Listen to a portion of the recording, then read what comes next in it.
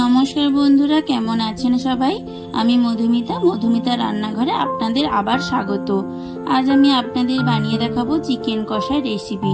প্রথমে কড়াইতে তেল দিয়ে পেঁয়াজ কুচি দিয়ে দিয়েছি। পেঁয়াজটা হালকা ভাজা হয়ে যেতে 4-5টা কাজু বাদাম দিয়ে দিয়েছি। এবার একটা টমেটো কুচি দিয়ে দেব। এবার পেঁয়াজ, কাজু বাদাম আর টমেটো ভালো করে ভাজা হয়ে গেলে তুলে নিয়ে ঠান্ডা করে বেটে নেব।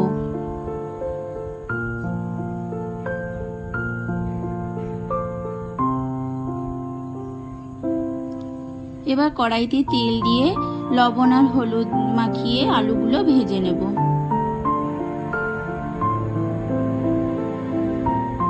আলুগুলো ভাজা হয়ে গেলে তুলে নেব।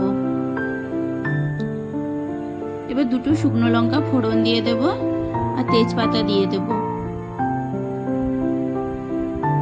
রসুন বাটা দিয়ে দেব। রসুনটা হালকা ভাজা হয়ে গেলে বেটে রাখা পেঁয়াজের পেস্টটা দিয়ে দেব।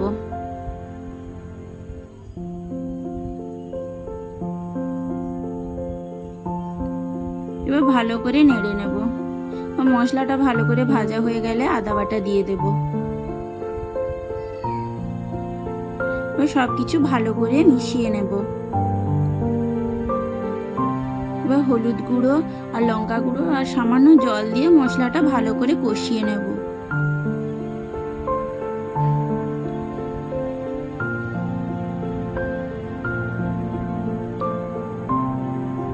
মশলাটা ভালো করে কষানো হয়ে গেলে আগে থেকে ধুয়ে রাখা লবণ আর হলুদ মাখিয়ে রেখেছিলাম আমি চিকেনে, সেই চিকেনটা দিয়ে দেব।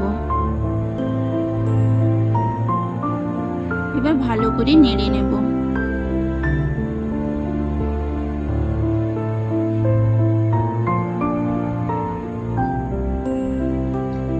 ভালো করে নাড়া হয়ে গেলে গ্যাস কমিয়ে ঢাকা দিয়ে দেব।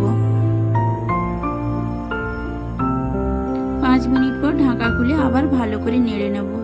এইভাবে আমরা 30 মিনিট চিকেনটা কষিয়ে নেব। চিকেনটা কষানো হয়ে গেলে ভেজে রাখা আলুগুলো দিয়ে দেব। ভালো করে নেড়ে চেড়ে জল দিয়ে দেব।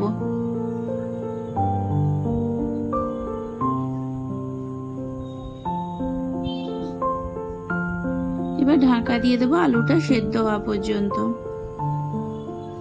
আলু আর চিকেন সেদ্ধ হয়ে গেলে গরম গরম পরোটা বা ভাতের সাথে পরিবেশন করুন এই চিকেন কষা রেসিপি। এইরকম আরও ভিডিও পেতে আমার চ্যানেলটা সাবস্ক্রাইব করে দেবেন। রান্নাটা কেমন লাগলো কমেন্টে জানাবেন।